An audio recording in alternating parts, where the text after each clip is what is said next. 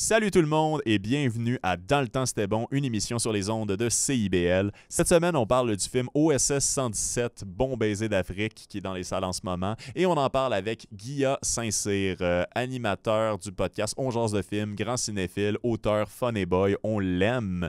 Mon Dieu qu'on l'adore.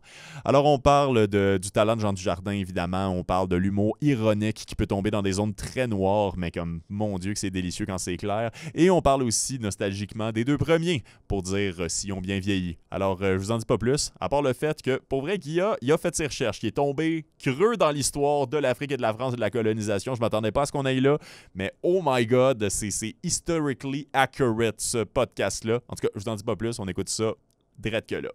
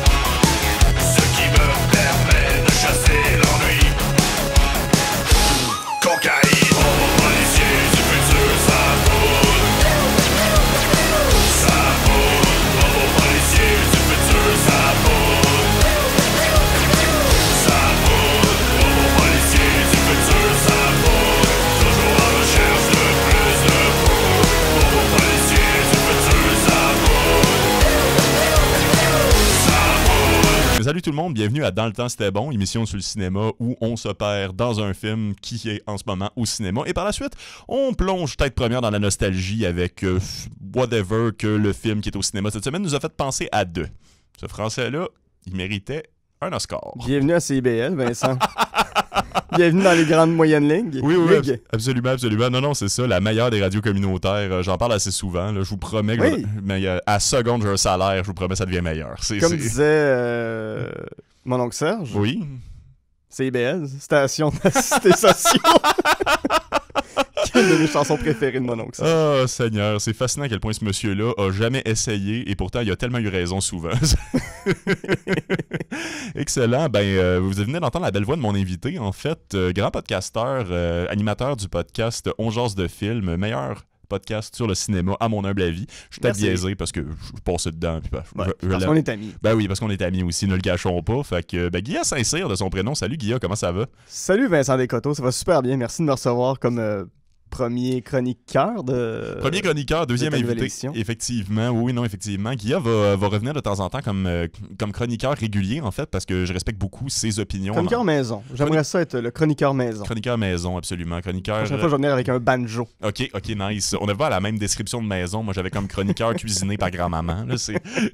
Au fond, je m'achète un banjo. Dans quoi je m'embarque? Oui, non, je le sais bien. Là, genre, je vais aller chez Archambault. Puis, Tu possèdes pas assez de salopettes pour tenir tes promesses. Là.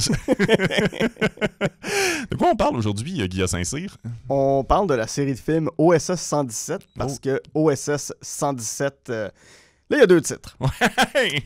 OSS 117, Alerte rouge en Afrique noire. Que vous pouvez encore voir au cinéma selon ce titre, si vous nous écoutez ici. Ça, c'est si vous êtes en Europe. Oui, c'est vrai. Si vous êtes au Québec ou dans le reste de l'Amérique du Nord, c'est Alerte rouge... non, c'est Bon baiser d'Afrique. Bon baiser d'Afrique, qui est un beau clin d'œil à James Bond, à la franchise des Bonds. Qui est plusieurs clins d'œil. C'est un clin d'œil au pluriel. C'est littéralement non inspiré comme titre, mais ça, c'est juste mon opinion. J'aimais beaucoup Alerte rouge en Afrique noire. Oui, mais il y a un contexte. Il y a un contexte culturel et social. Pourquoi Absolument. Le titre a changé. Et ce n'est pas, comme se plaît à dire le premier ministre du Québec, parce qu'on est des woke.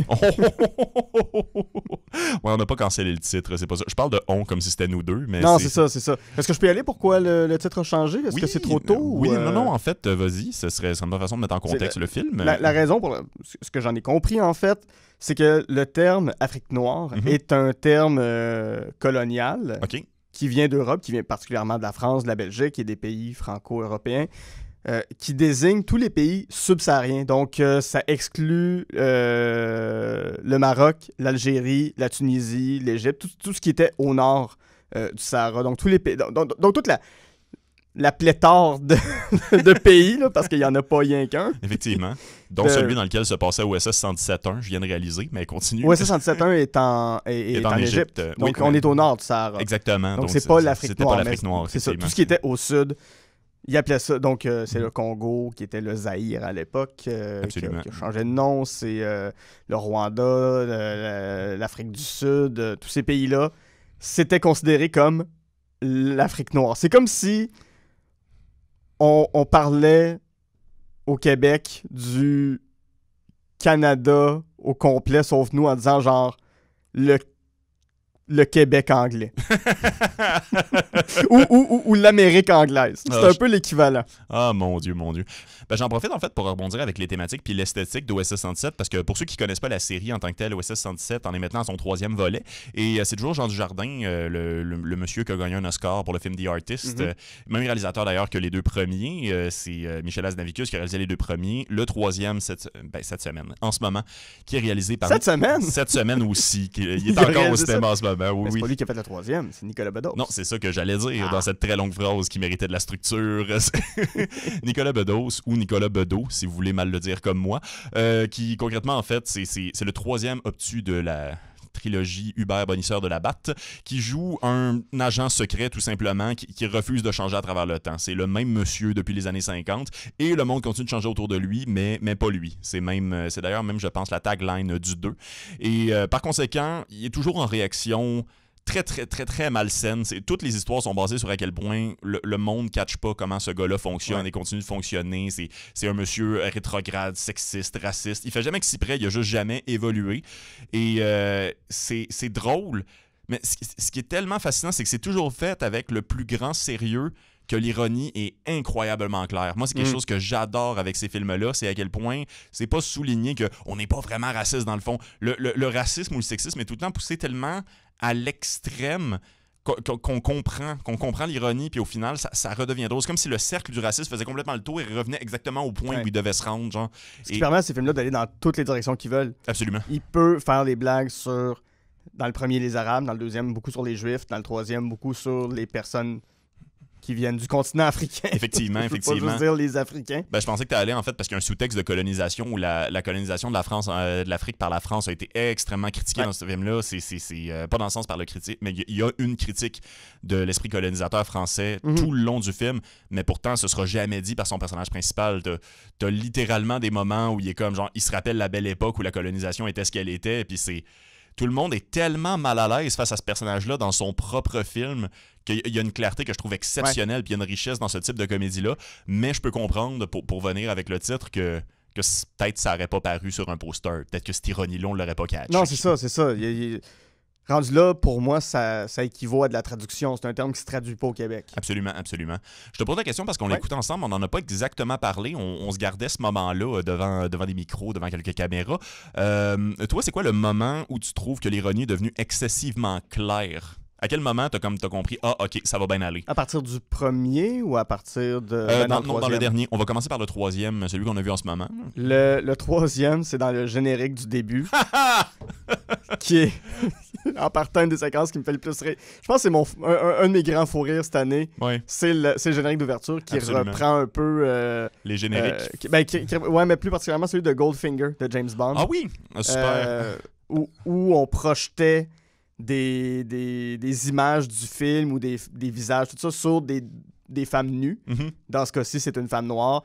Il y a une chanson sur l'Afrique, et là, vous voyez pas, mais je fais une espèce de magie avec mes doigts, là, parce que l'Afrique, dans ce film-là, est considérée comme étant un tout et un pays. Oh my God. Le pire, c'est... Excuse-moi, je veux vraiment pas te couper rapidement, c'est juste que moi, c'est quelque chose... On a ri. On était les deux seuls au cinéma à rire, mais on riait pour 40. Là, c'est quand il prend l'avion et t'as littéralement des panoramas de l'Afrique où il est juste écrit Afrique. Pas les pays, pas rien. C'est juste comme... l'Afrique. Oui, l'Afrique en général, les exact. Chums. Mais dans ce générique-là, et je reviendrai tantôt sur ce personnage, il y a un président français qui s'appelle Valéry Giscard d'Estaing. Allez... qui était président de la France dans les années 70. En tout cas, je reviendrai sur ce personnage-là plus tard. Oui. Et il y a son visage en projection sur le dos d'une femme nue. qui dit, je me souviens plus trop ce qu'il dit exactement, c'est comme « Nous le faisons pour la force de la France ». C'est la France, on marche. Une espèce de phrase creuse d'un politicien, là. C'est tellement jouissif pour moi voir ça, là. Juste, c'est tellement réducteur pour qui il était. C'est tellement bête et con. J'ai fait, OK, on est entre bonnes mains avec ce film-là parce que changement de réalisateur. Absolument. Michel Zanavicius qui a fait les premiers. Colin, il a tellement bien réussi son pari que... léguer ça à quelqu'un d'autre, c'était un peu risqué, mais absolument. Super bien réussi. Moi, je me suis pointé là avec des attentes, pas nécessairement basses, parce que je suis probablement le plus grand fan de Jean Dujardin. On en parlera peut-être un peu plus dans la deuxième partie, mais j'aimerais ça qu'on fasse le tour, en fait, de comme la carrière de Jean Dujardin aussi, si on a le temps, là, bien entendu, parce que je trouve qu'il a une carrière intéressante, puis OSS 117, c'est et le cœur et un peu comme le ciment autour de toutes les pièces maîtresses de sa carrière, mais Michel Hazanavicius qui vend sa franchise, ça aurait pu être un coup de cash, ça aurait pu être désacralisé, cette histoire-là, bien comme il faut, mais non, Nicolas Bedos savait ce qu'il faisait. T'sais, moi, si je peux me permettre de répondre à ma propre question, le moment où j'ai compris que c'était clair, c'est dans l'avion. OSS 117 lit Tintin au Congo. J'ai fendu. J'ai fendu en mille morceaux. C'était comme, OK, c'est clair. OK, c'est ce qu'il fait. Là, genre, comme c'est de l'autocritique à lui-même. C'est dans les 5 premières minutes du film. Puis c'est... Parce que c'est un gars qui fait dire, même aux personnes qui ne veulent pas reconnaître le racisme de Tintin au Congo, ce que Hergé a fait. Oui. Pas longtemps après l'avoir écrit. C'est vrai. Même Hergé a fait comme... Pas mon meilleur move en carrière, ce livre-là. Non, hein? C'est pas le premier Tintin, c'est le deuxième, mais c'est le premier officiel, tu sais. Fait que... c'est le premier qui a pas renié. Ouais, c'est ça. Parce que Tintin au pays des Soviets, il l'a renié. Il considère qu'il fait plus partie. Mais après ça, il a fait Tintin au pays des Soviets, puis après ça, quand il s'est repris avec Tintin en Amérique, peut-être un peu après Tintin en tout cas, après Tintin au Congo, il a tellement trouvé qu'il s'était planté avec ce livre-là, puis que c'était tellement bourré de clichés, puis Tintin qui arrive, puis qui se déguise en djellaba, puis tout ce qu'on veut pour être en Afrique, qui a créé 2 personnages qui incarnent la stupidité colonialiste, qui sont Dupont et Dupont.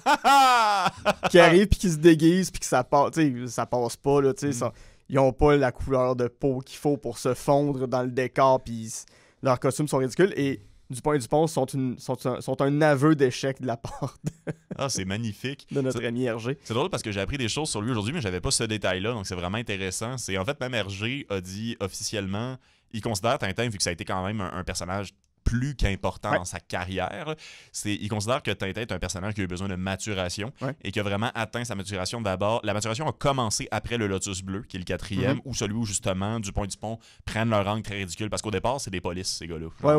Tout simplement. Mais c'est vraiment après les cigares du pharaon qui considèrent, OK, là, j'ai trouvé que c'est ce qui se passe avec ce personnage-là. Puis là, ça fait du sens. C'est plus un ado qui parle avec son chien. Là. Donc, ça vient des aventures. Absolument, mais je trouve ça le fun parce qu'on oublie ça trop souvent. Mais tu sais, Tintin au Congo, ça a été écrit en 1932. Là. C'est normal que ça ait mal vieilli dans une certaine mesure. Mais je trouve ça quand même fascinant parce que même à l'époque que Jean Dujardin, que OSS 117 en avion dans les années 80 en s'en allant vers l'Afrique se dit genre je suis en train de m'instruire par rapport à où est-ce que je m'en vais. C'est tellement soulignant caractère gras à quel point, genre, si tu comprends un peu le contexte, oh là là, que ce monsieur-là, genre, faut pas que tu prennes ce qu'il dit pour du cash. Puis ce gag-là fait avouer même aux plus... Je veux même pas dire que c'est des fans de Tintin. Aux personnes les plus Mathieu Bock côtéiste de notre société, qui refusent de voir que ce livre peut être très toxique dans son racisme. Même un Mathieu Bock côté voit ce gag-là, il a même pas le droit de s'insurger pour un gag de main. Il va être comme, ok, je comprends. Ben oui, c'est vrai que c'est raciste. Let's go. Juste pour revenir, parce que tu m'en parlais de ça, il y a plein de choses duquel j'ai le goût de te parler. On a du temps, je suis content. Allons-y. Mais quelque chose qui me fascine, je trouve qu'il fait vraiment la force de ces films-là aussi, c'est que techniquement, si on n'avait pas le couvert de la parodie, ça pourrait être des bons films d'espion de l'époque. C'est ça que je trouve tout le temps fascinant. C'est comme la scène que tu me dis, la scène d'ouverture. Oui, j'y repense, puis c'est vrai que ça ressemble beaucoup à la scène de Goldfinger, mais c'est devenu en fait un archétype des films de James Bond. Il y en a eu plein des introductions quand même, puis même dans les vrais James Bond, ils n'ont jamais fait de sens, ces scènes-là. Non. Je veux dire, je me souviens... James Bond, c'est con comme film. C'est extrêmement niaiseux, là, pour de vrai. Vous checkerez les stats en plus pour de vrai, mais genre, la moyenne de bons James Bond est très, très faible. c'est vraiment plus que le 2/3 sont très mauvais dans James Bond. C'est souvent des films de série B. Puis moi, un qui me marquera tout le temps, je l'ai vu au cinéma avec ma mère dans le temps, c'est le dernier de Pierce Brosnan, là. C'est Madonna qui avait fait la toune. Die Another Day. Ouais, exactement. Mais comme, il y a des scorpions, il y a une Madonna en pétrole argenté, ça se pitch partout. Il y a des madames avec des mini-jupes puis des bottes russes en train de crisser des volets à l'ombre de Pierce Brosnan. C'est comme rien faisait du sens. Puis je me souviens, c'est un de mes plus vieux moments de je suis un enfant, puis pourtant je ne respecte pas ce que je vois en ce moment. Ceci ne fait pas de sens. Vous manquez de respect à mon intelligence, puis pour de vrai, je fais beaucoup de fautes dans mes dictées. Là. C'est... Mais avançons un peu dans l'histoire, en fait, parce que j'aime beaucoup les fausses pistes, en fait, aussi. C'est quelque chose que je voyais pas venir, puis on y reviendra un peu, en fait, par la suite. Mais ce que j'apprécie beaucoup d'OSS 117, comparé à une autre série de comédie connue, American Pie ou Folie Graduation, moi c'est mon exemple go-to pour la comédie, c'est que d'un film à l'autre, t'as jamais le même gag qui est refait différemment. Puis ça, c'est quelque chose qui vient souvent dans les séries de comédie. Ouais. Ben, tu sais, élément de comparaison, puis OSS 117 a été beaucoup comparé, mettons, à Austin Powers. Austin Powers, chaque film a son moment où est-ce que quelque chose se passe généralement dans le ciel, puis t'as toute une trolley de gens qui font juste des dérives autour du mot pénis. Ouais, c'est ça, genre, puis comme ça se passe. Oui, exactement. Ou sinon la scène derrière l'ombre en tant que telle, ou des mamelons qui tirent du gun, mais tu sais, c'est... Ouais, l'espèce de scène en ombre chinoise... Pour moi, je la trouve toujours excellente dans les films. Il y a vraiment une recherche de bien les faire. Oh oui, il y a moyen de bien le faire. C'est pas un problème avec le concept de faire ça. Mais tu sais que tu vas avoir ça dans le film. Mais ça reste une facilité, que ce soit bien fait ou mal fait, ça reste ça. C'est un concept, tu sais qu'il a marché, tu vas le refaire, puis tu vas avoir ne serait-ce que l'aspect nostalgique, que tu réussisses ou que tu rates ta scène. Il n'y a jamais ça dans les OSS 117. C'est tout le temps, en fait, différent. C'est tout le temps en respectant les codes des films de l'époque. Fait que c'est tout le temps beaucoup basé sur autre chose. L'esthétique est jamais la même. Puis souvent, il y a même des fausses pistes. C'est ça, je trouve le fun. Tu sais, le film commence avec Jean Dujardin. Je dis Jean Dujardin, excusez, là, c'est parce que c'est mon Hubert Bonisseur de la Batte. Hubert Bonisseur de la Batte, que là, il est rendu... ils viennent d'engager OSS 1001. Et lui, c'est 117. Donc, c'est ça. Ça lui donne un coup de vieux. Puis on l'envoie aux archives. Puis ça aurait pu être ça, le film. Ça aurait pu être lui qui se rebelle, mais qui est vieux, mais qui refuse d'avoir les archives. Mais non! Après 5 minutes, il est super à l'aise d'être devenu un informaticien. Là. Il a l'air d'avoir pris 15-20 livres de plus. Il se met un petit sarrau. Il y a des lunettes sur le bout de son nez. Puis, au début, il tape à 2 doigts sur son clavier d'ordinateur, un vieux Mac ou que sais-je. Puis à la fin, là... Puis des jobs de codage, genre, avec les autres... Mais il y a une affaire dans ce OSS 117-là, puis dans le deuxième aussi, que j'aime beaucoup, qui sont pas dans le premier, des scènes de bureau. Oui. Ouais, dans le deuxième, il rentre au bureau, puis je sais pas, la fille s'appelle genre Martine. Puis ça fait très Gaston Lagaffe comme moment, là, mais tu sais, c'est... Alors Martine, comment allez-vous aujourd'hui? Ah, comme elle a dit. Comme elle a dit. Elle est bien bonne. Puis il se promène dans le bureau, puis il fait juste dire à tout le monde, comme elle a dit. Oui, il vole la joke, c'est vrai. Genre, puis il rajoute une surenchère, puis il est juste comme, hey, je suis un génie. C'est malade. Ah, puis ça, tu viens de me faire penser à ça, mais ça, c'est correct. Ça, c'est pas un procédé comédique, c'est juste comme, c'est le foreshadowing, il y en a dans tous les films. Mais autant que dans le deuxième, t'as le moment où t'as quelqu'un qui montre, genre, en fait, dans le 2, c'est moins subtil que dans le 3, mais il montre les plans d'un pédalo en forme de signe. Puis plus tard, c'est utile. Mais comme c'est vraiment, il montre des plans, puis il met des plans de pédalo dans son veston. Fait que c'est juste comme, OK, ça va être utile.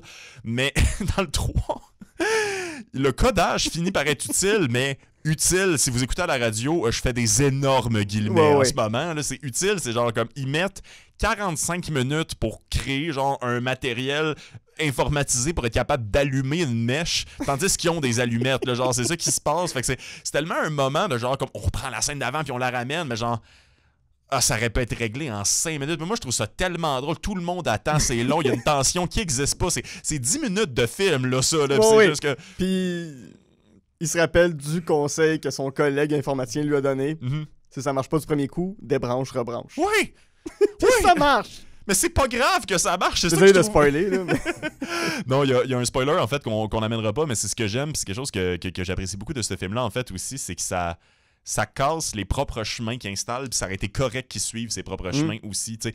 Il y a des personnages qui meurent, qui n'étaient pas obligés de mourir. C'est juste drôle qu'ils meurent. Il y a des personnages qu'on revoit plus jamais. Il y a des intrigues qui sont pas importantes, puis ça se finit pas. Je trouve ça le fun. Mais c'est un vrai monde. C'est un vrai monde dans lequel il interagit. Puis je pense que c'est ça la force de ce personnage-là aussi, en fait. C'est que comment dire, c'est lui qui est pas clair. C'est lui qui est pas clair dans un monde qui pourrait exister. Tout le monde fait du genre de sens autour de lui. Mais il y a quand même toujours des gens qui sont de la vieille garde. Tu sais, comme son boss au début.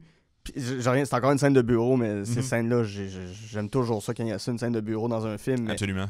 Tu sais, ils parlent de leur matricule. Lui, il matricule 117. Ouais. Puis là, t'as le 1001, puis lui, là, puis... Mais quand est-ce qu'on est arrivé à 1000? Mais... je me souviens, Bertrand, c'était 985. Et lui, c'était 986. Lui, 987. On a déjà dépassé les 1000. Puis, je sais pas si t'as déjà eu une job pendant trop longtemps avec un code d'employé. Ouais. Mais vient un moment où tu te sens comme ça, où tu switches de numéro, puis là, t'as quelqu'un qui arrive, puis qu'il y a un matricule ou un numéro d'employé, là, qui est hors de ce que tu avais pu imaginer comme numéro d'employé. Oh, tu me rappelles le CIUS de Joliette, fait que oui, pour répondre à la question, oui, c'est ça. Au CIUS de Joliette. J'ai déjà travaillé au CIUS de Joliette, effectivement. Des fois, c'est juste des affaires de genre comme, une autre. Ben oui, une autre caissière. Hey, où Karine? C'est arrivé à Karine. Oui. Ben oui, là. B14-7, là. Ben voyons aussi. Ouais. Karine. Les blondes. On dirait que tout le monde l'a oublié, sauf toi. Voyons. Bon, OK, on parlait de OSS 117, là. Fait que quelqu'un qui a des beaux cheveux, d'ailleurs. OSS 117, et il peut les coiffer juste avec sa main, comme on a vu dans le premier film. Effectivement. J'ai réécouté le premier hier, d'ailleurs. Ouais. On va en parler un petit peu tout à l'heure, mais c'est oh my God, un grand classique, effectivement. Mais je suis... Non, mais je suis content d'avoir écouté avec toi, en fait, ce film-là aussi, parce que je pense qu'on était ouvert à l'idée de ça allait être quoi, ce film-là. Ouais. C'est un film qui a des réactions mitigées, je te le cacherai pas. Dans l'ensemble, les gens sont relativement contents, mais il y a une gang de puristes qui disent que c'est pas exactement pareil. Et j'avais peut-être le goût qu'on en discute parce que j'ai pas trop compris pourquoi. Pour moi, c'est que c'est pareil et pas pareil dans la mesure où les gags, l'ironie restent les mêmes, mais la technique cinématographique suit celles qui ont toujours suivi. Oui. Donc, on peut pas faire un OSS 117 parce que, bon, celui-là se passe en 1981, puis le premier c'est en 55, le deuxième est en 67. Oui. Et l'année...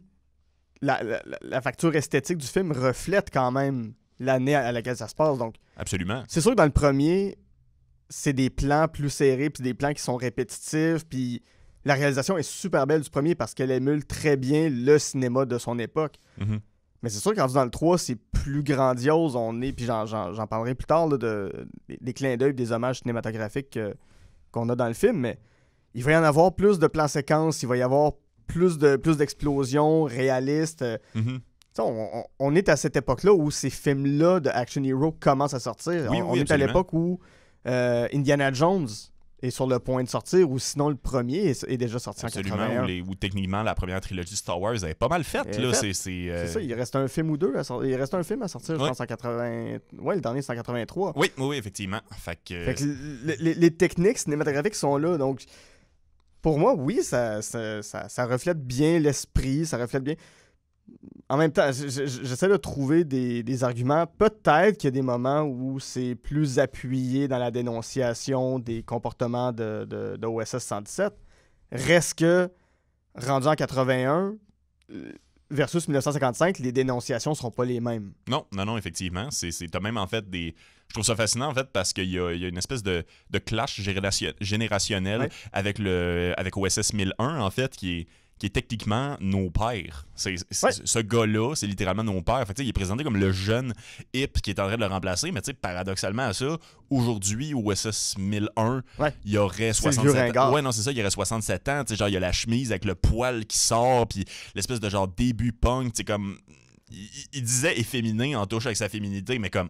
Come on, là, il a l'air d'être dans The Clash. Oui, c'est quelqu'un qui a fait... Oui, c'est ça, genre le Black Album... ou The Smiths. Oui, exactement. En fait, c'est ça, c'est très rocker anglais, le début du pop punk, genre, j'ai quasiment le goût de dire, en tout cas, ce qui a précédé le pop punk, même pas grunge, c'est vraiment une espèce de hop la vie de comme, c'était quoi les années 80, puis pourquoi on a ri des années 80 pendant si longtemps. Fait que je trouve ça intéressant, mais genre, pour moi, c'est ça un OSS 117, parce que les gens qui blâment le fait que c'est pas comme le 1, c'est pas comme le 2, ben techniquement, le 2 était pas comme le 1 non plus, là. Genre, le 2 était plein de split screen, par exemple, ça reflétait vraiment un courant cinématographique qui n'était pas celui du premier, comme le 3 fait aussi. Puis en fait, même, je suis prêt à aller là parce que genre je trouve c'est j'aime beaucoup en fait l'étude de l'humour. J'en parlais avec l'invité de la semaine passée, en fait, Alec Pronovo, sur le fait qu'on a tendance à prendre pour acquis que la comédie, c'est facile à faire parce que les dogmes d'une comédie sont, et là je refais des gros guillemets, connus. À savoir, comme si je te dis Adam Sandler, il y a 5 films qui te popent dans la tête, puis je veux dire, à n'importe qui que je dis ça, c'est ça, on a vu des comédies, des fois on pense qu'on connaît les comédies. Punch Drunk Love. Ah oui, c'était drôle, ça. Là, ben oui, c'est la meilleure comédie. Ben oui, absolument. Non, mais ce que je veux dire, c'est que quand la comédie se réinvente, un peu comme ce qui arrive en ce moment avec l'action, avec, mettons, je sais pas, l'action sud-coréen ou les John Wick, en fait, si tu veux, quand quelque chose se réinvente dans un courant cinématographique ou un genre cinématographique qui est connu, j'ai l'impression que personne s'en rend compte ou pas tout le monde. Puis OSS 117 réinvente beaucoup le rythme de l'humour. Moi, j'adore la scène où, genre, t'as juste un moment très triste où ils disent, là, c'est fini l'Empire colonial. Puis t'as un silence qui dure juste assez longtemps avant qu'ils partent à rire, mais c'est le punch du gag, c'est le fait qu'ils parlent pas. Genre, c'est tenir des silences, c'est tenir des choses, c'est que ça sonne comme un vrai moment d'ironie pure et dure. Puis je trouve ça génial, tu vois pas ça dans une comédie traditionnelle, puis c'est... Je vais en parler un peu plus, en fait, dans le deuxième point, mais ça fait qu'on peut pas tout le temps expliquer pourquoi OSS 117 c'est drôle, mais on rit beaucoup. Ouais. Therefore, je pense par conséquent que c'est une réinvention à sa façon de la comédie. Ouais. Je trouve le 1 et le 3 réinventent quelque chose dans la comédie. Le 2, moins, j'ai moins d'affection pour le 2, je m'en rends compte plus le temps passe. Là. Même si ça va toujours me faire plaisir de le voir. Je trouve que le 2 va peut-être trop dans le pastiche puis essaye trop d'être un James Bond. Oui, effectivement. Comparativement au premier où il y a des clins d'œil, mais où ça reste son truc. Tu sais, une affaire qui m'a toujours énervé, je le dire, là, mais dans le 2, une affaire qui m'a toujours énervé. À un moment donné, il est à l'hôpital, puis il se fait mettre un suit qui est le suit de James Bond, puis on lui dit « Ah ouais, le dernier, quelqu'un a laissé son char. » Il y avait à peu près votre taille, on vous le laisse, puis c'est la bagnole de James Bond. Oui, effectivement, mais ça, c'est un bon gag, je vais pas m'ostiner, mais on a les vêtements du vieux jardinier, mais je sais pas s'ils vont vous plaire. Puis là, finalement, c'est ça. C'est ça, puis la voiture du vieux jardinier. Oui, c'est ça. Mais je trouve que ça fait trop... Là, on veut être dans James Bond. Ben, puis on veut trop rendre hommage à Sean Connery, alors que t'as pas besoin de souligner ça. Moi, ça me sort un peu du film quand on fait ça, alors qu'il il y a des moments où on veut nous sortir volontairement du film, mais pour nous y ramener, mais... Je veux pas qu'OSS soit dans le même univers que James Bond. Je comprends. Je veux pas penser à ces affaires-là quand j'en regarde un. Puis le 2 va pas là. Le deuxième fait pas ça. Le troisième, excusez. Oui, effectivement. Le troisième s'ouvre sur une scène qui rappelle Indiana Jones, plus qu'un James Bond pour moi. Oui, effectivement. Ben moi, ça m'a rappelé en fait certains James Bond, mais c'est juste par rapport au fait que t'as un méchant qui se blesse puis qui revient pendant tout le film, un peu comme Jaws en fait. Ouais. Fait que c'est un méchant plus grand que nature, c'est limite un demi-robot, là, mais c'est tellement quelque chose qui fait pas de sens, c'est tellement quelque chose qui fait juste comme... Il y a même une même mécanique. Oui, exactement, il y a une pince, ça devient son nom. Genre, fait que c'est... Comme dans Inspecteur Gadget. Effectivement. Ça, serais-tu à l'aise que Inspecteur Gadget puis OSS 117 soient dans le même univers? Non, c'est d'accord. Laissez les univers tranquilles. Déjà que Marvel existe, déjà que... C'est ça, tout n'a pas besoin d'être un multiverse. Là, genre, dans OSS 117.4, là, on vous prévient, on vous le dit, vous êtes mieux d'entendre. Là, si Blade arrive, on sera pas content. Mais c'est... merci. T'es la seule dans la pièce. T'es le seul dans la pièce, fait que j'apprécie quand tu ris mes blagues. Content. Mais non, effectivement, je suis un peu d'accord. Ben, on est quasiment rendu là, en fait. Fait que j'aimerais juste ça qu'on conclue. Est-ce qu'on... je pense que c'est assez clair, mais juste pour le formuler, est-ce qu'on recommande aux gens d'aller voir OSS 117 au cinéma? Si vous avez aimé le premier et le deuxième, définitivement, vous l'avez sûrement même déjà vu à l'heure qu'il est. Allez-y au cinéma, parce qu'il est beau visuellement. Oui, absolument. Il y a des plans extraordinaires sur la savane africaine. Des fois, il est écrit Afrique par-dessus, mais c'est beau pareil. Mais il y a des grands plans où c'est Jean Dujardin qui traverse en voiture. Puis la voiture est toute petite dans le cadre, puis c'est dur à faire ces plans-là, de pouvoir shooter des panoramiques, puis qu'il n'y a rien dans le décor, qu'il n'y a rien qui obstrue la vue. C'est super beau. Il y a des... Ça ridiculise aussi les premiers green screen. Là. Il y a des moments où il est dans une voiture puis il y a une foule derrière lui. Puis, le premier, c'est la rétroprojection, mais là, c'est des green screens qui sont dégueulasses. Que tu vois que c'est pas filmé avec le même genre de caméra ou le même genre de pellicule. Puis ça marche tellement bien. Oh, c'est génial. Donc, oui. Il y a 1000 bonnes raisons. La fin m'a un peu laissé sur ma faim. Le pire, c'est que je pense que c'était le point, mais continue, je t'en prie. Ouais, parce que, bon, on nous laisse, ça c'est la marvelisation du cinéma, là, on nous laisse sur une fin qu'il y en aura sûrement un autre qui s'en vient tout de suite après. Mais je suis comme, j'aime quand même quand on conclut un peu. Absolument. Ça aurait été le fun qu'on conclue. Je comprends parce que c'est vrai qu'il l'avait jamais fait, mais le pire c'est que moi j'ai soupçonne que ça servira à rien ce qu'on a vu à la fin. On ne vous vendra pas le punch, mais il y a une after credit scene, donc vous checkerez ça. Mais moi je trouverais ça très très drôle que il revient juste pas, que c'était juste là, puis qu'après ça, c'est tout. Ou pire encore, qui reviennent, mais pas dans le prochain film, dans comme 2 films plus tard, s'ils continuent d'en faire. Mais ouais, moi, je suis d'accord avec toi, puis on va en parler un peu plus en profondeur sur le fait que le 2, je constate vraiment pas que c'est le plus réussi. Moi, j'hésite à en dire si le 3e est mon préféré. Ah ouais, à ce niveau-là. Absolument. Ben, il m'a vraiment surpris, puis je trouve qu'il a gagné en maturité, c'est-à-dire d'attendre tout ce temps-là. J'ai l'impression qu'il y avait comme, tu sais, je veux dire, entre le premier qui se passait en 1955, puis le deuxième en 65, tu filais pas le 10 ans que techniquement OSS 117 aurait dû vieillir, mais tu le sens beaucoup, en fait, dans celui-là. Puis l'acteur vieillit aussi parce qu'il y a littéralement 13 ans qui se sont passés. Donc, c'est autant que je trouve que son jeu s'est développé que tout simplement, tu sens la vieillesse, tu sens l'avancée dans le truc. Puis cette vieillesse-là sert le personnage à encore plus comme ne pas connecter avec tout ce qui l'entoure. Moi, je trouve ça vraiment génial. J'ai ri, ça m'a fait du gros bien sale puis dans une semaine qu'elle a déjà bien, donc c'est peu importe comment vous vous sentez, moi je vous recommande d'aller voir ça.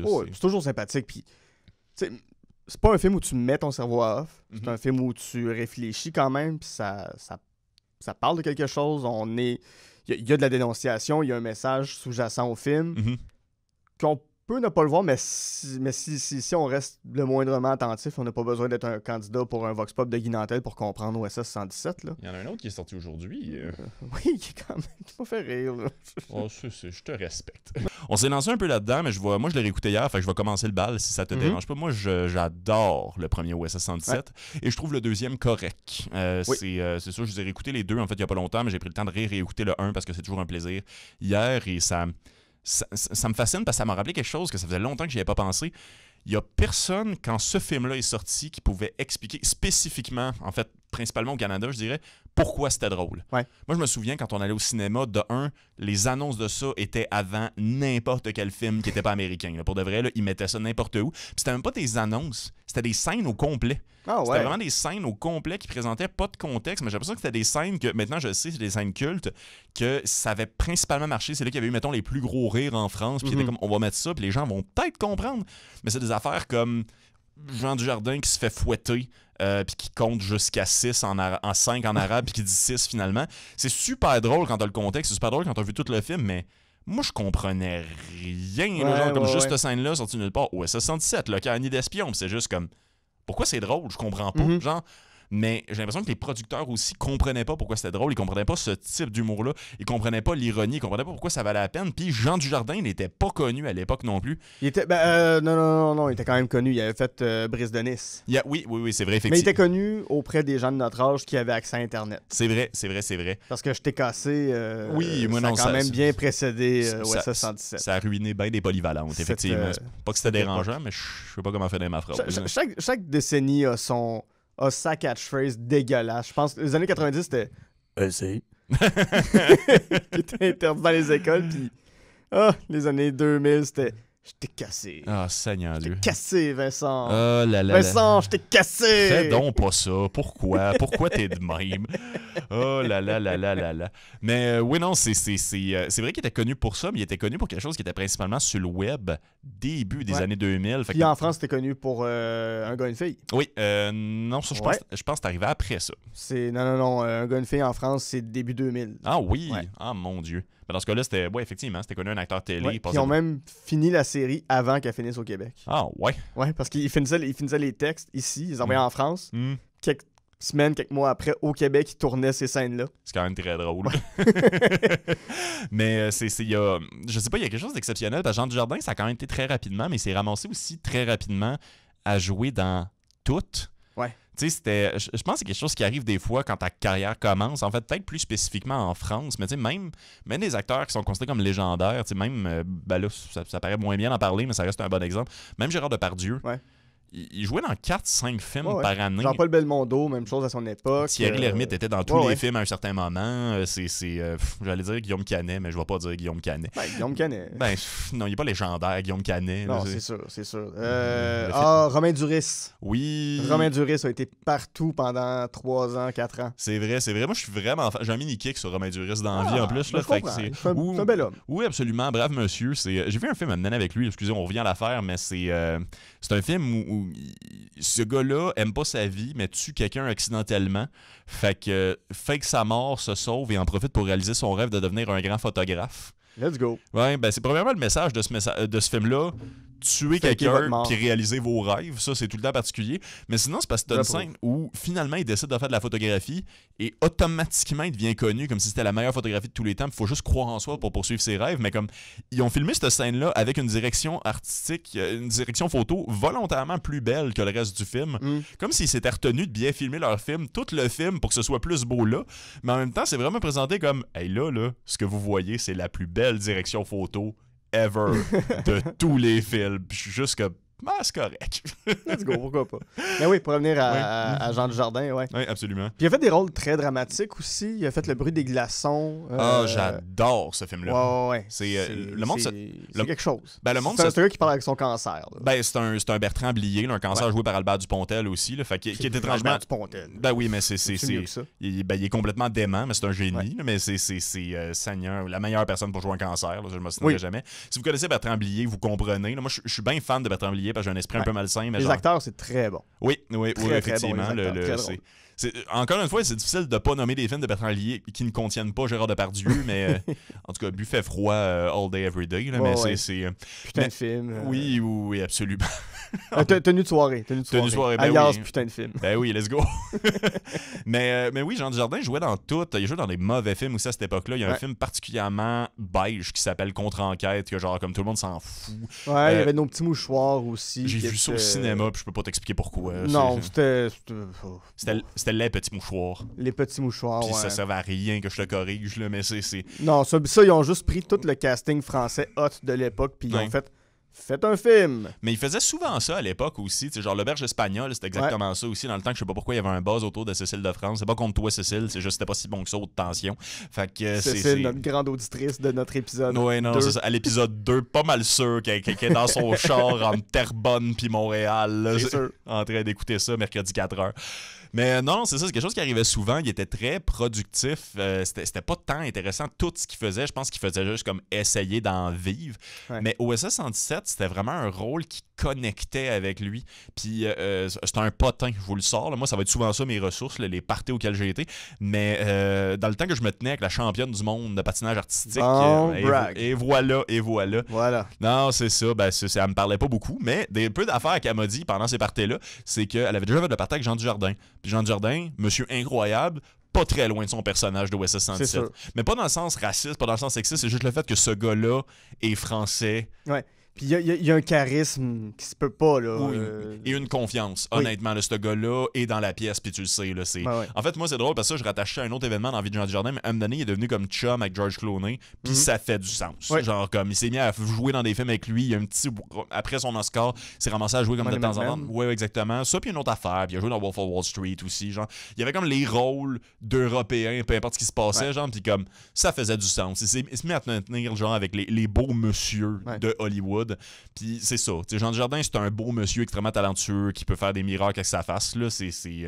Mais OSS 117 connectait avec lui. Tu voyais qu'il y avait du fun. Tu voyais que ça, c'était vraiment comme on va prendre tes outils, on va faire un film avec ça. Ouais. Genre. Quelque chose qui est intéressant aussi avec OSS 117, je trouve, comparativement à d'autres comédies, dans OSS 117, c'est un gars qui a de la classe. Oui. C'est un gars qui a une réputation. C'est un gars qui, comme tu as dit, il arrive quelque part et on le sait, c'est pas le... En France, ils vont dire le beauf, mais tu sais, c'est pas ton cousin colon ou ton mononcle épais qui arrive. Il a quand même des connaissances, il a quand même du savoir, il est quand même capable de se débrouiller dans le danger. C'est jamais la même scène, mais quelque chose que j'ai réalisé, c'est que très souvent, il déçoit le monde. Ouais. Des gens qui le rencontrent pour la première fois, c'est comme si c'est une légende, puis don't meet your heroes. Ouais, c'est ça. C'est le cas de 1001, qui dit « J'ai lu sur vos exploits, puis je suis tellement content. » Mais ça prouve une chose, les vainqueurs écrivent l'histoire, puis... Veux pas, OSS 117 finit toujours par gagner. C'est vrai. Donc, c'est lui qui a les honneurs à la fin. Puis c'est pas la fille de service qui est avec lui. C'est pas Bérénice Bejo qui a les honneurs à la fin. Effectivement. C'est lui. Puis pourtant, elle a tout fait. La dernière bataille, c'est elle qui a gagné. Genre, c'est... oui. Mais c'est... Je sais pas, il y a quelque chose d'extraordinaire. Tu parlais de l'esthétique des années 50 aussi. Puis il y a quelque chose que je trouve fou dans le sens qu'il y a... Il y a vraiment des scènes fortes, puis la plupart du temps, les scènes fortes sont pas faites avec grand-chose. C'est un film qui manquait pas d'argent, c'était construit comme une A-production, mettons, genre dans cette affaire-là. En France, cette affaire-là, la France, voyons. Dans ce petit pays de merde. Oui, non, j'adore la France. Salut les chums. Mais c'est... Qu'est-ce qu'il dit? Mais pourquoi il me parle? Ouais, bref. Non, mais tu sais, c'est des scènes... c'est des scènes de dialogue qui fonctionnent. C'est des scènes genre de pas d'argent qui marchent. C'est comme le combat intellectuel entre tous les propriétaires d'élevage. Ils font juste des dictons, des expressions surannées. Ils disent rien, même. Mais la meilleure joke là-dedans, c'est que t'as le Belge, Pelletier, je me rappelle qu'il s'appelle Pelletier, qui fait juste « Ah bon? On prendra un petit verre. On prend un petit verre. » C'est juste une grosse joke de Belge au final. Oui, non, c'est ça, mais c'est comme, en même temps, je trouve ça malade. Là, ils ont meublé un bon 3 minutes du film à genre comme, il y a rien, mais rien. Là, il y a littéralement, dans le sens que c'est écrit, qu'il y a rien qui se passe. Là. C'est vraiment juste comme le même plan, puis c'était peut-être improvisé, puis genre comme... Les scientifiques font des expériences sur les mouches drosophiles, car la structure de leur cerveau est extrêmement proche de la nôtre. Si on coupe une jambe à un homme, elle piquera toujours. Juste de même. Puis l'autre, Pelletier, juste « Ah! » Ce que j'adore comme réaction. Juste. Dans le royaume des aveugles, le borgne est roi, mais on peut être myope. Ouais, pis! Puis là, finalement, il part. Non, mais en tout cas, je compterais pas tout le film, mais tu sais, c'est. Je sais pas, c'est qu'il essaie de donner une structure à quelque chose qui marche pas. Puis tu parlais de ça tantôt, puis c'est peut-être plus présent dans le 1, c'est ça que je trouve le fun, mais les espions ne font pas de sens dans la vie. Absolument pas. Genre, ils sont tous propriétaires d'une industrie agroalimentaire. Ils ont toutes la même couverture. La même! c'est triste, là, genre, mais comme c'est fou. En plus, une scène que j'oublierais, que j'écoutais hier, donc je l'oublierai pas là. C'est la scène dans le salon de massage. Ouais, avec le russe. Oui, exactement. Premièrement, la phrase « J'aime qu'on m'enduit d'huile », c'est exceptionnel. C'est cette phrase-là sur tous les t-shirts ever, là, mais c'est... Le soviet éponge. Ça aussi, c'est bon. Mais aussi, tu sais, quand les deux masseurs arrivent, il y en a un qui mesure 2,5 mètres, puis l'autre mesure genre 3 tabourets. Ils arrivent, mais comme... C'est pas un massage, il est en train de se faire battre, mais Hubert continue de gérer la conversation comme si il était pas sûr encore que c'était peut-être pas juste un massage. Tu sais, il est juste comme quelque chose à me dire sur quoi. Genre, c'est juste comme, c'est tonique, là, Mais comme, il maintient l'illusion comme s'il comprenait pas ce qui était en train de se passer. Mais je trouve ça tellement drôle, le fait que, genre, comme, ben oui, c'est normal. Puis lui, il y a une conversation, puis c'est un sauna, puis il se fait masser avec un petit gars qui est finalement nazi, puis la vie continue. Puis cet après-midi, il y a une visite de pyramide avec un actual nazi qui va dire c'est toujours les nazis qui ont le mauvais rôle. On est en 1955, on peut-tu avoir une deuxième chance? Merci. Qui a demandé avec le plus gros sérieux du monde. Ça fait 10 ans, on peut-tu s'en remettre, là? Oui, mais c'est... Non, c'est ça. Il y a une affaire qui s'appelle l'Holocauste, la gang. Non, ça c'est impardonnable. Ça dure plus qu'un 2 semaines. Oui, c'est ça. Mais comme... Moi, j'adore ça, parce que le monde doit dealer avec ces gens-là, mais des fois, ils se rencontrent, puis c'est quelque chose que je trouve exceptionnel. Là. C'est de la bonne comédie. C'est vraiment de la complètement. Très, très bonne comédie. Moi, je suis un passionné d'histoire, je suis un passionné de remettre des choses dans leur contexte et de comprendre aussi comment des trucs s'inscrivent. Puis OSS 117, même si c'est de la comédie, puis on en parle depuis le début, il y a quand même une recherche, pas juste esthétique, mais une recherche historique qui est très forte dans les 3 films. De comprendre à quelle époque le film se passe. Et il y a plein de petites subtilités historiques. Fait que, c'est de ça que je vais parler, en fait, c'est de parler de l'époque, des 3 époques des 3 films d'OSS 117. Donc, comme tu disais, le premier commence en 1900... Techniquement, il commence en 45, puis on est dans un avion, puis c'est filmé comme Casablanca, c'est filmé comme tous les films où on voit quasiment les ficelles sur l'avion, puis c'est des plans très réduits, puis c'est tout petit, puis après ça, on arrive en 1955 avec l'espèce de je me souviens plus trop le nom, là, Chrome, quelque chose, l'espèce de couleur typique des films des années 50. On venait de découvrir la pellicule, effectivement. Pas polychrome, là, mais en tout cas, Kodachrome. Technicolor. Technicolor, ouais, c'est ça. Donc, OSS 117 se promène partout avec la photo de René Coty. Oui! Qui est président de la République.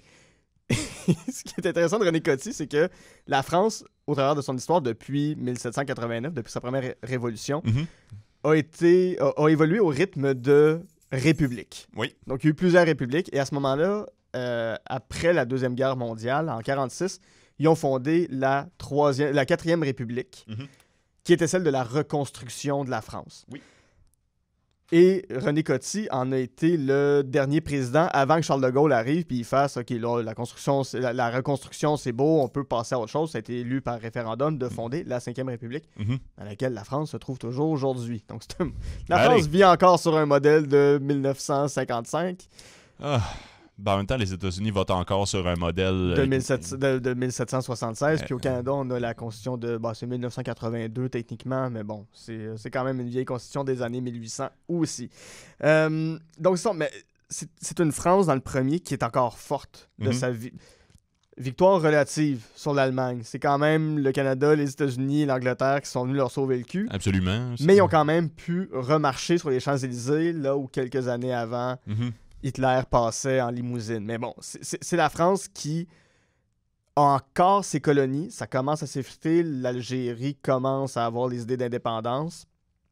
Ils viennent de perdre tout ce qu'on appelle l'Indochine, mais c'est quand même une France glorieuse. Oui.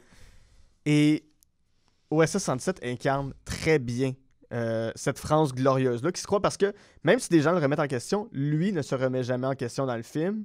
Et il continue d'avoir raison, ce qui n'est pas le cas dans les deux autres qui vont s'en venir, où il y a une plus grande évolution dans le personnage. Effectivement. Mais il finit, puis il est encore vainqueur, puis tout le monde s'entend pour dire « Ouais, il a gagné ». Même, il s'inscrit encore dans son époque, il est de son temps. Oui, absolument. Dans les deux autres, il est déjà plus de son temps, mais dans le premier, il est en plein dans son temps. C'est une France qui a encore ce souffle-là du conquérant, de celui qui va continuer de partir en Afrique pour exploiter les richesses. Absolument. Il y a encore le souvenir de ce qu'on appelait l'Indochine. C'était le Vietnam, le Laos et le Cambodge qui faisaient partie de l'Empire colonial de 1887 à 1954 quand même. Oui, c'est... Donc, ils sont dans cette espèce de France glorieuse, cette grande France. On est au balbutiement de la guerre froide qui commence à faire peur au monde. C'est la construction du mur de Berlin qui s'en vient dans quelques années.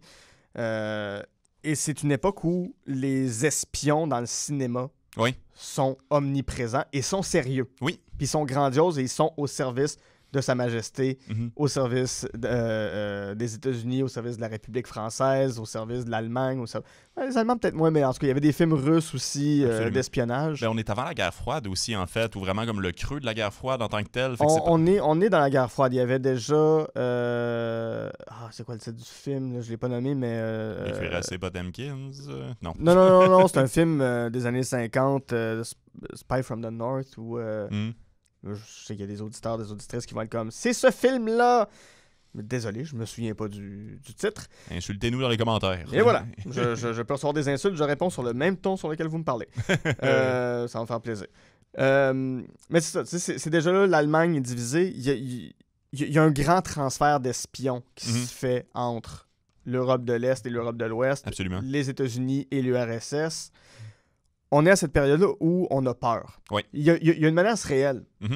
Que le monde bascule d'un bord ou de l'autre du capitalisme, du communisme. Je comprends. C'est les tests nucléaires aussi qui se font un peu partout dans le monde. Et c'est pas encore une époque où c'est tranché du côté comme Amérique versus Russie. C'est vraiment comme tous les pays espionnent tous les pays. Exactement. Exactement. Il y a eu de l'espionnage au Canada, il y a eu de l'espionnage en Angleterre, en Espagne même, qui était encore sous le régime de Franco.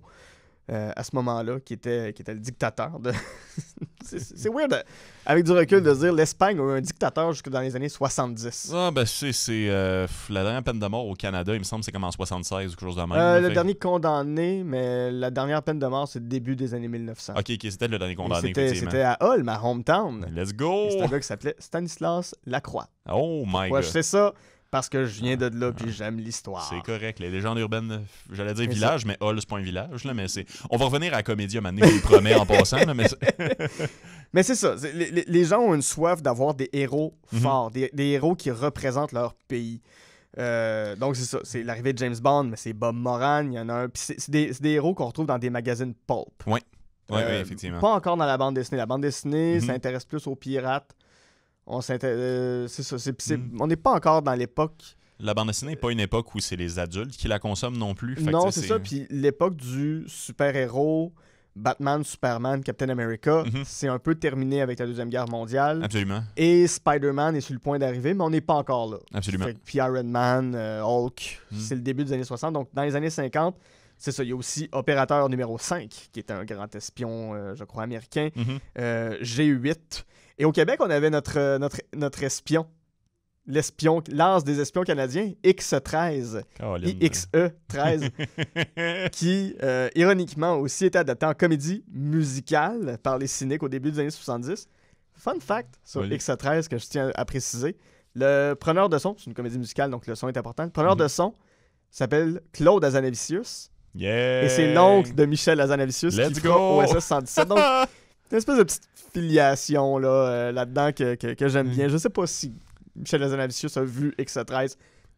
J'aimerais ça parce qu'il y a des liens à faire. C'est l'espion qui est sourd de lui. Puis là, bon, c'est un film des années 70. Là, on est plus proche de OSS 2 dans la période historique et au moment où ce film-là sort. Mais on nous le présente comme le grand espion canadien, mais c'est un abruti puis c'est un épais. Absolument. Il trouve une femme dans le désert. Il va la voir puis il dit « Mon Dieu, mais vous êtes tellement belle. Vous savez que dans mon pays, vous pourriez vous en sortir. Vous pourriez faire un métier honorable, comme danseuse. » il y a le côté OSS 117 chez X-13, mais qui était du roman Pulp dans les années 40-50 d'un gars qui se battait contre des nazis puis qui se battait contre les communistes et tout ce que tu voudras. J'ose croire qu'il l'a vu en passant parce que, excuse-moi juste, est-ce que tu me permets de t'interrompre juste parce que ça me rappelle un point. C'est, je pense que tu le sais, mais pour ceux qui ne le savent pas, en fait, moi j'organise beaucoup de spectacles hommages à des films ou à des séries. Puis une affaire qu'on a réalisée très rapidement en faisant ce spectacle-là, c'est que de rire méchamment de quelque chose, c'était pas drôle. Ouais. Ça prend de l'amour, c'est un roast. Il faut que ça vienne d'une place d'amour. Puis je pense qu'il y a un amour pour les films d'espions dans les films de Michel Hazanavicius puis de M. Bezos, c'est ça? Ouais, Bezos. Bezos, non, Bezos, c'est différent. Ouais, non, lui, il n'y a pas grand amour. Lui, il va dans l'espace. Mais c'est un méchant de James Bond. Oh, définitivement. Oui, non. C'est Moonraker. Un des pires, effectivement, avec un soupçon d'Octopussy. Mais c'est.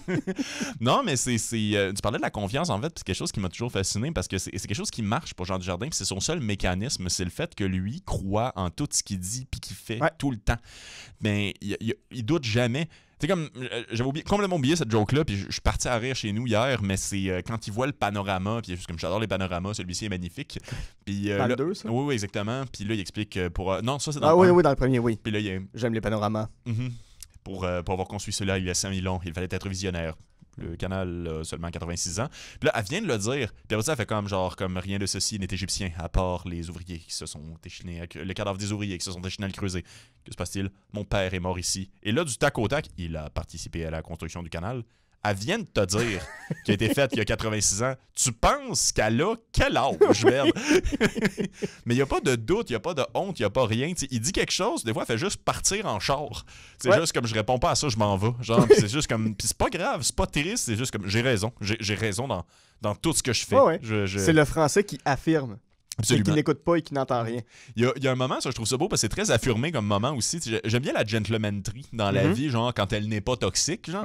Puis à un moment donné, il allume une cigarette à elle, puis il y a vraiment juste l'indice le plus important du film. Puis il y a un gros plan dessus, là. Puis on sait pas c'est quoi à date ça, là. c'est ça pareil, Kapov, puis comme, je le découvrirai. Puis comme... Puis c'est un bateau. Ouais, puis c'est aussi dans le port. Dans 35 minutes, là, genre, comme tu vas le catcher parce que quelqu'un va te le dire. Là. Oui. Mais en le félicitant, là, c'est juste comme. Il a vraiment juste vidé ses poches sur le bureau de son boss. Il a fait genre, hey, bon boulot, Hubert, j'ai tout trouvé. Moi j'aime ça dans le premier qui se promène dans le désert. Puis il regarde la voiture, puis il est comme, elle est poussiéreuse. Oui. T'es dans le désert, man. Qu'est-ce que tu penses?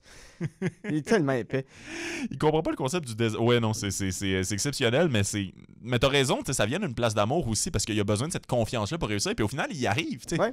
Puis tu sens que Hazanavicius a un amour sincère pour son personnage, tout comme Jean Dujardin aime son personnage. Puis ça prend ça. Tu peux pas écrire un personnage comme ça et ne pas l'aimer en quelque part. Non. Il faut trouver ce qui fait qu'il est sympathique. Puis il reste quelque chose de sympathique malgré tous ses défauts. Ben oui, non, il est problématique, mais je couche avec n'importe quand. Là, Dans les références cinématographiques qu'on retrouve dans OSS 117, Le Caire ni d'espion, c'est beaucoup Hitchcock. Ah oui? Énormément Hitchcock, North by Northwest. Dans North by Northwest, il y a un personnage qui note quelque chose sur un bout de papier, puis ils ont fait la scène dans Big Lebowski, l'autre il prend un crayon, puis en frottant, il peut voir la trace, mais tu sais, quelque chose... Puis il me semble que même dans North by Northwest, il y a la scène avec le carton d'allumette que tu viens de dire. Oui, effectivement. Puis on voit ce qui est écrit. Absolument. Il y a ces petits côtés-là, il y a un film en particulier d'Hitchcock Là, je suis perdu dans mes notes. Prends Où le est-ce temps. que je l'ai trouvé? Ben, si tu me permets de rebondir, Ouais, c'est vas-y, ce que je vas-y. retrouve, mais ça me fait beaucoup penser à Meurtre sur l'Orient Express Ouais. aussi, en fait, Ouais. ils font brûler le papier pour comme faire réapparaître ça ou ainsi une preuve, mais c'est quelque chose de fascinant, le fait que genre la preuve existe, mais la preuve est écrite aussi, c'est tout le temps quelque chose de drôle. Des fois, normalement, ça, c'est dans les films poches, genre quand la police demande, genre, ouais, l'assassin, il y avait pas ça un journal intime. Ce serait le fun, un journal intime, parce qu'il y a des preuves là-dedans, ça simplifie. Là. On met ça en photocopieuse, puis l'enquête est faite. Là, Le film, c'était The Man Who Knew Too Much, aussi réalisé par Hitchcock, qui commence au Maroc. Donc, déjà, dans un pays arabe, c'est une famille qui va visiter le Maroc. Et il y a un espion qui les confond avec avec un couple d'espions qui se font des espions qui se font passer pour un couple en vacances. Il leur soumet une information, ce gars-là se fait tuer. Et là, ça devient quand même une sorte d'espionnage où le gars qui n'est pas espion devient par la force des choses espionné et traqué. Absolument. Puis, c'est ça. Vu que ça se passe au Maroc, dans un pays arabe, il y a énormément d'influence du Man Who Knew Too Much dans OSS 117. Il faut dire que c'est une époque aussi, on se sort du film noir américain classique avec le héros tourmenté. Puis après la guerre, ça prenait des héros forts, des grands, des personnes puissantes. Ça se passait beaucoup à Los Angeles ou New York, le film noir. Puis là, il y a comme une espèce d'ouverture au monde parce que les soldats ont vu le monde. Les soldats qui retournent aux États-Unis ont vu l'Égypte, ont vu la France, ont vu l'Angleterre. Il y a une ouverture au monde qui s'est faite, mine de rien, avec la Deuxième Guerre mondiale. Ouais, vas-y. Tu me fais penser à quelque chose, en fait. Je pensais pas faire un parallèle avec Star Wars avec ça. C'est pas nécessairement ça, c'est juste le fait que... Comment j'expliquerais ça? La guerre, c'est pas le fun, Guilla. T'es-tu sérieux? Non, je te jure, c'est pas agréable. Il paraît ça graphigne un peu. Ouais, c'est pas une raison pour se faire mal. Non, c'est ça. Genre glissade d'eau, Deuxième Guerre mondiale, deux expériences très différentes. Pas le même après-midi, mon chum. Ouais. Fait que non, c'est ça, mais comme c'est une analyse qui a beaucoup été faite pour Star Wars par rapport à la guerre du Vietnam, en fait, c'est que souvent, après une guerre particulièrement violente qui a touché particulièrement beaucoup de pays, il se ramasse à y avoir en fait des courants artistiques, en fait plus spécifiquement cinématographiques, qui essaient de représenter la guerre comme étant, entre guillemets, le fun. Ouais. C'est quelque chose qu'on apprécie beaucoup avec Star Wars, par exemple, c'est que mine de rien, c'est des gens qui meurent dans l'espace pour des raisons qu'on catch semi-politiques, genre. Ouais. Mais il n'y a jamais de corps, il n'y a jamais de cadavre, il n'y a jamais de sang, c'est des lasers, c'est le fun. Genre, c'est comme ça. Ouais. Comme un film de Christopher Nolan. Oui, exactement. Ben pas de sang. Oui, absolument. C'est peut-être une réponse à la guerre en Irak. Bien qu'on ne sait plus. Mais je pensais que Green Day avait tout fait le travail de ce côté-là. Mais excusez, on s'en va trop loin. Mais peut-être possiblement, en fait, que James Bond a eu ce mandat-là. Peut-être que les films d'espions ont eu ce mandat-là à un certain moment, genre de comme un peu penser les plaies de la Deuxième Guerre mondiale puis de la guerre froide qui se passe à ce moment-là, de dire c'est une bonne piste de réflexion. Parce que ça peut être drôle. Tu sais, moi, une affaire, puis c'est une phrase de Jean Dujardin en fait là-dedans que je trouve fucking drôle, mais il rentre dans sa chambre puis t'as la femme avec laquelle il a couché dans un autre pays pour avoir une information, genre, puis là il y a un assassin avec le couteau le plus large et le plus fake de la création, puis là il essaie de poignarder puis il bloque en ouvrant une porte qui explose. Oui. En morceaux. Puis à un moment donné, il finit juste par dire « J'aime me battre. » J'aime me battre. J'aime me battre. Non, mais c'est vrai, c'est le fun. C'est le fun d'être un espion. C'est des bonnes journées. Tu couches avec du monde, puis tu fais ton activité préférée, te battre. Ouais. Et c'est niaiseux, mais genre, je pense que c'est littéralement juste représenter un processus thérapeutique que genre comme « Hey, la guerre, c'est le fun. Remettez-vous-en. » Et je trouve ça le fun. Excuse-moi, je t'ai coupé. Mais non, c'est bon. J'étais rendu au deuxième, de toute façon, OSS 117, Rio ne répond plus, de 2009, toujours par notre ami Michel. Oui. Ce film-là se passe en 1967. Puis, ce qui est intéressant, c'est qu'on est... Le premier, on était à la fin de la 4e République. Oui. Là, on est dans la 5e République, instaurée par Charles de Gaulle. Charles de Gaulle est encore président de la République. Et Charles de Gaulle, pour ceux qui ne le connaissent pas, c'est pas juste le gars qui a créé « Vive le Québec libre » du balcon de l'Hôtel de Ville de Montréal. Il est considéré comme étant le grand libérateur de la France au lendemain de la Deuxième Guerre mondiale. Il s'est exilé en Angleterre où il a pu diriger des armées par là-bas pour reprendre le contrôle de la France, si on veut. Mais c'est aussi un grand colonialiste. C'est aussi quelqu'un qui se faisait une fierté de faire à la France ce que Hitler... de faire à l'Afrique et de faire un peu partout dans le monde, et à l'Algérie particulièrement, ce que des Allemands voulaient faire dans le reste de l'Europe, en quelque sorte. C'est-à-dire prendre le plein contrôle et le plein pouvoir. Il n'y a pas un très bon gag dans le 2 où ce qu'ils disent, genre, qu'est-ce que vous feriez s'il y avait s'il y avait un seul poste de télé, s'il y avait un seul poste de radio, puis c'est toujours dit pour la même affaire avec les mêmes services puis les mêmes messages contrôlés. J'appellerais ça la France. Ouais. Pas n'importe laquelle. Celle du général de Gaulle. Général de Gaulle. Le général de Gaulle a toujours... Tu sais, les présidents de la France étaient toujours en veston-cravate. Lui, il était dans son habit militaire avec son petit képi quand il se présentait. C'est un général. C'est ça, c'est un général, puis il y avait l'image militaire. Donc, c'est lui qui a instauré la 5e République. Mais en 67, c'est la France où les baby-boomers sont rendus à l'université, où commencent à réfléchir. Et l'image glorieuse de la France commence à en prendre pour son rhume. Ce qui va arriver l'année d'après, c'est mai 68, qui est une grande grève étudiante, mais qui a tout remis. C'est l'époque où la jeunesse commence à trouver un intérêt dans le marxisme-léninisme, dans les idées socialistes, dans le communisme, dans toutes ces idées-là qui ne font pas partie du plan de sauvetage de la France après la Deuxième Guerre mondiale. On est dans le capitalisme, on est dans un monde libre, si on veut, puis l'ennemi est de l'autre bord du rideau de fer. Mais il y a ces idées-là qui sont émergentes. C'est là qu'OSS 117 commence à être perdu par rapport aux jeunes, parce que c'est les jeunes hippies, c'est la contre-culture, c'est les jeunes qui se battent contre le Vietnam. Mais je le rappelle, en 67, ça fait 12 ans que la France n'a plus un pied techniquement au Vietnam. Mais il y a une guerre qui s'est faite parce que la France s'est faite tasser, puis c'est Ho Chi Minh qui est arrivé puis qui a décidé que lui, il instaurait un régime communiste. Donc, il y a quand même ça qui se passe, puis des jeunes qui sont comme « Oh, c'est tout à fait normal. Ben correct. Ben correct. Pas de trouble. Communisme, on adore ça, on embarque. » Oh là là. Puis il y a les pertes de colonies. L'Algérie n'appartient plus à la France à partir de 62 ou 63.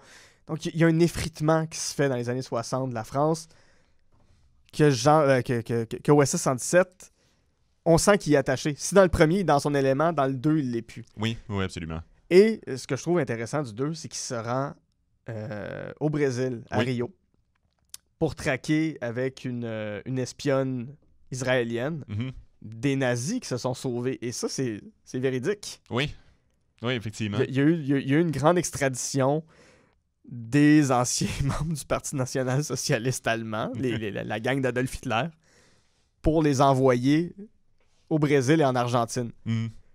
Encore à ce jour, il y a des gens, il y a des villages ou des villes en Argentine et au Brésil où beaucoup de gens ont les cheveux blonds et les yeux bleus et des noms à consonance allemande. Oh là là là là. Ce qui est très particulier. J'étais dans un party, mini parenthèse, j'étais dans un party un moment donné. Je me mets à jaser avec une fille, puis... Bon, oui, je vais le dire, je la cruisais, là. Oh, puis on jase, tu sais. On est à télé communautaire ici. Radio communautaire. T'as raison, si bol, me suis trompé de média. Je commence à la draguer tout bonnement, puis... On parle jase, puis c'est une femme blonde, aux yeux bleus, avec un nom de famille allemand. Puis je lui demande, OK, qu'est-ce que tu fais dans la vie, puis tout ça. Puis elle me parle de sa famille, puis elle me dit que ses grands-parents ont immigré en Argentine, m'a amené dans l'histoire, puis j'ai fait comme say no more, I understand. J'ai tout compris ce que tu voulais me dire. Ça m'apprendra à lire information. Ça m'apprendra à lire des livres. Ça m'apprendra à m'intéresser à des choses qui sont arrivées. Mais oui, effectivement, c'est basé sur quelque chose peut-être un peu plus sombre quand même dans l'histoire, parce qu'il y a eu beaucoup d'Allemands qui ont été traqués par justement la France et Israël. L'histoire la plus intéressante par rapport à ça, c'est comment ils ont réussi à débusquer Klaus Barbie, qui est un des plus grands criminels de guerre de la Deuxième Guerre mondiale. Étrangement, je sais c'est qui à cause du film Course folle. Ouais, Rat Race. C'est un problème que je sache ça comme ça. Ben écoute, on prend nos connaissances où on les peut, Vincent. Ben oui, effectivement. Mais c'est un gars qui se faisait vraiment un plaisir de torturer des personnes juives, des personnes roms ou des homosexuels, des handicapés, puis tout ça. Puis sa traque est fascinante. C'est des gens qui se sont fait passer pour des journalistes qui sont arrivés, qui ont fait une entrevue avec lui en français. Puis à un moment donné, de même, lui il disait qu'il était français. Lui, il disait qu'il était français, il parlait français, il parlait en Argentine son espagnol, qu'il parlait espagnol. Puis à un moment donné, ils ont juste posé une question en allemand. Puis il a répondu. Puis en fait, comment est-ce que tu comprends l'allemand soudainement? Et ils ont réussi à le débusquer, puis il a été envoyé, mais ça, c'est dans les années 70, là. C'est 30 ans, quasiment 40 ans après la guerre. C'était sans doute un vieux monsieur à ce moment-là. C'est un très vieux monsieur, mais quand ils l'ont ramené en France, où il y a eu son procès pour crime contre l'humanité, il y a des gens dans la ville qui l'ont vu passer et qui ont fait « j'ai reconnu ses yeux ». Juste le regard de fou dans ses yeux, puis des personnes en pleurs de le voir, puis juste faire comme Je peux pas croire que je respire encore le même air que ce tortionnaire-là. Ah, mon Dieu. Mais je trouve ça intéressant que... Je trouve ça ambitieux, en fait, que le OSS 117-2 va jouer là-dedans. Oui, absolument. Ben, si tu peux me permettre, parce que tout ce que tu dis est valide, ce ne sera pas un débat. Mais moi, c'est ce que je reproche beaucoup au deuxième, en fait. Je trouve qu'ils se sont un peu perdus dans ce qui aurait pu être des bonnes idées. Ouais. Je pense qu'il y aurait eu moins d'idées, mieux travaillées, ça aurait fait un meilleur film. Ouais. En fait, maintenant qu'on en parle, je suis un peu prête à te dire, je le trouve pas si bon que ça, le deuxième. J'aime beaucoup Jean Dujardin, je le rappelle, il y a quelque chose que je trouve vraiment le fun, mais tu sais, il y a... Les Lucha Libre, par exemple, ont été très crobarrés dans cette affaire-là. J'ai l'impression qu'il y a beaucoup d'affaires qui sont venues. Tu as l'espèce de sous-texte aussi de comme... Il y a un traumatisme, mais je trouve ça intéressant aussi si ça fait référence à ça, parce que le fait que OSS 117 a son propre traumatisme, qui est un accident de trapèze. Mais comme... Qui vient d'un autre film, en fait. Ouais, mais c'est des scènes prises d'un autre film, carrément. Mais ça vient de nulle part aussi. Tu sais, genre, c'est pas... Tu sais, comment dire, moi j'ai l'impression, peu importe à quel point c'est absurde le premier ou le troisième, c'est un univers que je peux comprendre comment il fonctionne. Tu sais, en tant que tel, je peux comprendre comment les gens font pour traverser les rues sans se faire frapper. Tu sais, genre comme je... Mais c'est pas clair comment ça marche. C'est beaucoup plus gag pour le gag. Mais le deuxième, c'est beaucoup... Hey, vous vous rappelez, dans les années 60, les luchadors, c'était hot. Ouais. On va les mettre. Hey, c'est ça. Vous vous rappelez de James Bond? On va le mettre. Les Français qui parlent pas anglais, qui se font insulter par des Américains. C'est ça. Même à un moment donné, ils se déguisent en Robin des Bois, celui des années 30. Là, je me souviens plus du nom du comédien qui l'incarnait. Ils se déguisent en ça, puis c'est juste... Je sais pas. Il y a moins d'utilité. C'est en fait, là, c'est le deuxième épisode, fait que c'est la première fois que je vais l'utiliser, mais c'est une expression que j'utilise souvent. Moi, je compare ça à la différence entre un bon album et un album qui contient des bonnes tunes. Ouais. Tu sais, c'est des fois t'écoutes un album, mais tu sais, il y a 4 vraiment bonnes tunes, mais t'es tout le temps ces 4, genre comme c'est celle-là que tu veux, puis ça sera ça, puis il y a des albums qui s'écoutent bien au complet. Ouais. OSS 117.1 et je pense OSS 117.3 sont des tout qui s'écoutent au complet. Versus celui-là, tu sais, je peux te nommer plein de scènes que j'ai trouvé vraiment très très drôles. Quand il cuisine un crocodile, quand il va à l'ambassade allemande pour savoir s'il n'y a pas une liste de nazis qui gérerait là-bas. C'est très très drôle. Tu sais, je veux dire, limite Robin des Bois, c'est burlesque, mais ça marque un peu les esprits quand il explique à des juifs comment on reconnaîtrait un juif, genre. Puis il y a des choses qui fonctionnent là-dedans. Mais l'histoire, tout est un peu crowbar. Ben, c'est un split screen scénaristique, littéralement. Ouais. Genre, il y a beaucoup de split screen. Puis j'arrivais à ça, tu sais, cette époque-là, les Français viennent de vivre la nouvelle vague où Jean-Luc Godard a juste mis des split screens partout, où il a juste joué avec la pellicule, les caméras. Tu sais, t'as des fondus sur fondus sur fondus à un moment donné, puis ça donne quasiment mal au cœur. Oui, absolument. Ça me donne mal au cœur, en tout cas, d'avoir autant de fondus. Du côté américain, on commence à rentrer à une époque où les espions sont plus complexes. Oui.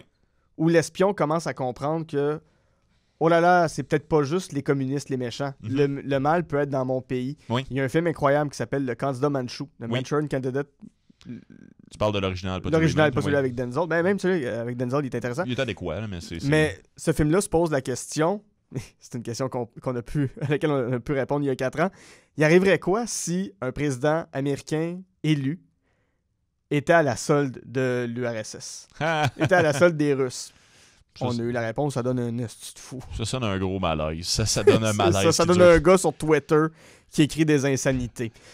Toute ressemblance avec un président américain qui s'appellerait Donald Trump est purement fortuite. Non, c'est ça. Ça donne des sites web qui font juste compter à la seconde combien de temps avant les prochaines élections, puis comme 1200 jours. mais c'est plus juste eux contre nous. Le mal peut être chez nous. Le mal peut venir de n'importe où. Ce qu'il n'y a pas de temps dans OSS 117, on reste quand même dans l'idée que... Ils se font jamais vraiment trahir, à la limite, c'est comme il y a le fils du nazi qui finalement il était avec eux autres. Oui, c'est ça. Genre, Heinrich, finalement c'est pas Heinrich, c'est je ne sais plus trop quoi. Heinrich, mais c'est juste enlever une perruque de cheveux longs parce que non, il n'était pas hippie, il était nazi. Une perruque de la même couleur que ses vrais cheveux d'ailleurs. Là, oui, c'est juste qu'il est bien peigné en dessous. Ah, Seigneur, mais c'est... Non, c'est ça, c'est que je pense qu'il y a... C'est bizarre en plus, genre, parce qu'ils pourraient utiliser l'excuse que c'était l'époque des mauvais James Bond aussi, 67. Ouais. Genre, c'est là qu'ils ont commencé, puis ils ont continué pendant comme quand même longtemps, là, en faire des mauvais. Ça aurait pu être c'est mal écrit, parce que ces films-là étaient mal écrits, mais les films d'espions des années 80 était mal écrit aussi, puis le 3 n'a pas cette excuse-là. C'est ça. C'est vraiment pas... Ben oui, c'est un peu contre le film. Là. Si le film, tu nous écoutes, fuck you, t'es laid. Mais c'est... non, mais c'est ça. C'est que mais j'apprécie le film en tant que tel. C'est juste, honnêtement, il y a peut-être une petite déception. Je suis content d'en avoir parlé parce que c'est pas dans mes notes, là, mettons. C'est pour ceux qui nous regardent, on a des notes, puis on essaie de les suivre. Mais comme... D'en parler avec toi, ça me fait réaliser que c'est peut-être pour ça que ça prenait Nicolas Bedeau pour faire le 3e. Peut-être que Michel Hazanavicius, après 1, il avait tout donné. Ouais, peut-être. Parce que justement, là, on arrive à OSS 117, 3, alerte rouge en Afrique noire ou bon baiser d'Afrique, comme on a dit tantôt. C'est en 1981, le président de la République, c'est Valéry Giscard d'Estaing. On est à la fin des 30 Glorieuses, qui sont 30 années après la Deuxième Guerre mondiale, où il y avait un essor économique partout sur la Terre. Il y avait des jobs, les gens vivaient bien. Pas tout le monde, faut en prendre parler assez. Mais c'est une époque où la classe moyenne peut se payer des maisons. Oui. Vincent, techniquement, dans la classe moyenne, as-tu les moyens de te payer une maison? Non, je sais, dis-moi pas ça, là, mais c'est oui, effectivement. C'est ce que contextualisé les Simpsons, que genre tu peux avoir le minimum, puis quand même, tous tes enfants vont avoir une chambre sur 2 étages. Là. Ouais, c'est ça. C'est aussi, en France, la montée des socialistes, avec François Mitterrand, qui avait d'arriver au pouvoir. Oui, il y a une scène qu'on n'a pas parlé tantôt, même il passe devant genre 2% d'élection, puis t'as juste le gars qui est comme « Bonjour! » Bonjour. Je ne crois pas, non. Non, c'est ça, parce que le gars est en train de coller une affiche de François Mitterrand, puis il salue l'autre qui met l'affiche de Valéry Giscard d'Estaing. Parce que d'Estaing, c'était le gaulliste qui a fait dos à Charles de Gaulle, mais qui est allé à droite. Ouais. Tandis que Mitterrand a jamais aimé de Gaulle, puis s'est joint au Parti socialiste. Certains remettent en question ses prétentions socialistes, là, d'ailleurs. Là. L'histoire tend à montrer qu'il était peut-être pas si à gauche que ça, qu'il était juste anti-de Gaulle. Ben, c'est un socialiste qui devient président, ça a tendance à droiter, entre un peu et beaucoup, là, mais on est à la veille aussi du néolibéralisme. En 81, Thatcher est première ministre d'Angleterre, Reagan est président des États-Unis. Donc, on est dans cette mouvance-là où le monde change pour devenir économiquement extrêmement à droite. On est encore dans les régimes d'apartheid en Afrique. Nelson Mandela est encore en prison et les gens pensent qu'il est mort dans les années 80. Qu'est-ce qu'on a fait? C'est cette période-là. C'est une France, en 81, c'est une France qui vit avec les coûts d'une crise économique et, ça, comme je disais tantôt, la montée des libéralismes. Il y a eu beaucoup de manifestations étudiantes où c'est pas juste Valéry Giscard d'Estaing, là, mais c'est son staff, mais il y a eu beaucoup de répression policière qui s'est faite depuis mai 68 envers la jeunesse. Donc, on essaie de mater les jeunes, on essaie de les renvoyer à l'école, les renvoyer à la maison, puis... Finalement, les jeunes ont décidé de voter socialiste. C'est tout simplement ça qui est arrivé. On est aussi après le Watergate. Watergate, pour ceux qui ne le savent pas, c'est un scandale aux États-Unis où le président Richard Nixon, dans les années 70, a fait espionner le Parti démocrate pour comprendre leur plateforme puis pouvoir les contrecarrer là-dessus. Mais c'est de l'espionnage. C'est considéré comme étant de la haute trahison. Donc, on est à une époque où on remet en question beaucoup l'État. On remet beaucoup en question ceux qui sont au pouvoir. Même si les jeunes se sont révoltés en 68, De Gaulle était quand même un président admiré et respecté. Valéry Giscard d'Estaing, aucunement. Aucunement. Puis, on peut le voir au Québec. Robert Bourassa, Jean Lesage, René Lévesque sont tous admirés. T'arrives après Parizeau, mettons, là, même là, ça peut être discutable par bout. Jean Charest, personne qui l'admire. Non, c'est bien. On n'est plus à cette époque. Boisvert, peut-être, là, mais c'est... À part qui? Lynn Boisvert. Lynn Beauchamp. Lynn Beauchamp, excuse-moi, t'as raison. Mais c'est ça, c'est que dans les années 70... Tu vois qu'elle m'a marqué. C'est ça, mais les grands... ce qu'on appelle les hommes d'État, là, ça tombe. Parce que on comprend que avant, on pensait que le gouvernement travaillait pour nous. Là, on comprend que le gouvernement peut travailler contre nous. Et le libéralisme va venir jouer là-dedans à merveille, les amis, parce que le libéralisme va juste prendre tout ce que l'État fait et s'enrichir avec et renvoyer la dette à l'État. C'est tout ce que le néolibéralisme... C'était la minute Fred Dubé du podcast. Mais pourtant, t'es devenu Charles Beauchesne en 3 secondes. Mélange les deux, qu'est-ce que tu veux? Donc, c'est ça. Puis c'est une époque où en Amérique du Sud et en Afrique, on met des rois fantoches, c'est-à-dire qu'on place au pouvoir des présidents qui sont à la solde des pays conquérants en leur disant « On vous donne votre liberté. Vous pouvez faire tout ce que vous voulez maintenant. Vous êtes un peuple libre. On s'en va. Nous, la France, nous, l'Angleterre, nous, la Belgique. Mais... Allez-y, allez-y. On voulait savoir des élections libres. Oh oui, ils sont libres de voter. Excuse-moi, tu viens de me rappeler que genre dans tout le film de OSS 117, il arrête pas de parler genre du pourcentage de vote avec lequel il va gagner d'une élection qui est pas encore arrivée. C'est ça, pour laisser l'impression, l'illusion qu'il va y avoir un résultat au final qui est démocratique. T'as-tu déjà vu les maîtres fous? Les maîtres fous, c'est qui avait fait ça? Oui! Oui, de Jean Rouche. Oui, de Jean Rouche, exactement. Il y avait du monde, quand il avait passé à l'université dans un de mes cours, on l'écoutait dans plusieurs de mes cours en fait, puis il y a des gens, à chaque fois il y a des gens qui sortent de la classe, c'est inévitable. Ah ouais. Pour ceux qui l'ont pas vu, en fait, je pense qu'il est disponible sur YouTube, c'est très choquant comme film, c'est essentiellement c'est un documentaire sur des séances de possession d'une micro-religion dans un pays d'Afrique, je pense que c'est le Congo, c'est le Congo, le Rwanda, je suis pas complètement certain, mais bref, c'est des micro-possessions en fait de leurs dieux, qui sont les nouveaux dieux, mais les dieux c'est essentiellement le chapeau de la femme du général ou la locomotive ou ainsi de suite. Genre, c'est vraiment juste du monde qui ont pas compris c'était quoi le colonialisme tellement c'était violent, qui ont juste comme pris des symboles puis qui pensent qu'ils se font posséder par les fantômes de ces symboles-là qui sont les objets de tous les jours de ceux qui sont venus les coloniser. Fait que ça a eu des petites conséquences. Là, pour ceux qui disent que c'était chill le colonialisme. Non, c'était vraiment rough, pas. là, Puis le continent africain, le continent encore là subsaharien surtout, ça a été divisé, là, mais ils ont mis des lignes en fonction de leurs intérêts économiques et leurs intérêts de pouvoir. Ce qui a amené, dans les années 80-90, des guerres civiles dans plusieurs pays d'Afrique, quand, oui, ils ont décidé de partir, ces pays colonialistes-là. Mais ça a donné le Rwanda, ça a donné... Bon, l'Afrique du Sud, c'est un peu différent, ils ont réussi à se réapproprier, mais il y a eu... Les années 90, c'était juste, on échange de pouvoir quasiment aux 3 semaines. Puis au mois, puis... Parce que ça a été divisé tout croche entre des peuples qui étaient là depuis toujours, puis qui avaient des fois rien à voir l'un avec l'autre, puis ça se battait pour le pouvoir parce que... C'est drôle. Humans. C'est drôle. Je pense qu'on va devoir conclure là-dessus parce qu'on a déjà dépassé full le temps. Mais il y a quelque chose qui me faisait particulièrement rire, c'est qu'à un moment où SS 117 est en train d'essayer de se repérer avec une carte de l'Afrique, mais comme une carte grosse comme une map monde. Genre, il essaie de dire, OK, je suis là, puis je veux aller là, mais il pointe comme... Il passe 3 pays avec son doigt. Il pense que l'Afrique, c'est grand comme Paris. Ouais, non, il pense que c'est un village. Là.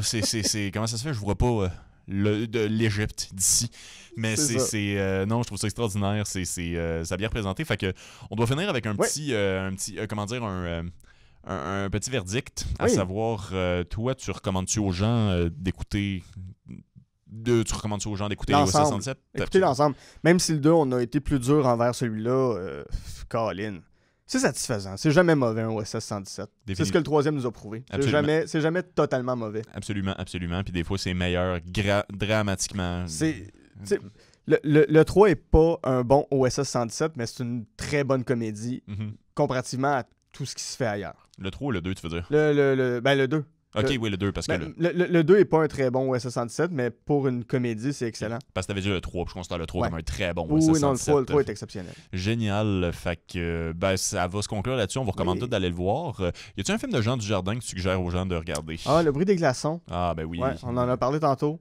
Vraiment bon. Je vais me poser la même question, si tu le permets. Oui, quel film de Jean Dujardin tu conseilles? Moi, je conseille de regarder 99 francs de Yann Kounen. C'est l'adaptation du roman de Frédéric Beigbeder. Un autre film dans lequel il s'est fait beaucoup de plaisir, personnage qui lui ressemble vraiment beaucoup, qui est très bien outillé pour faire ce rôle-là.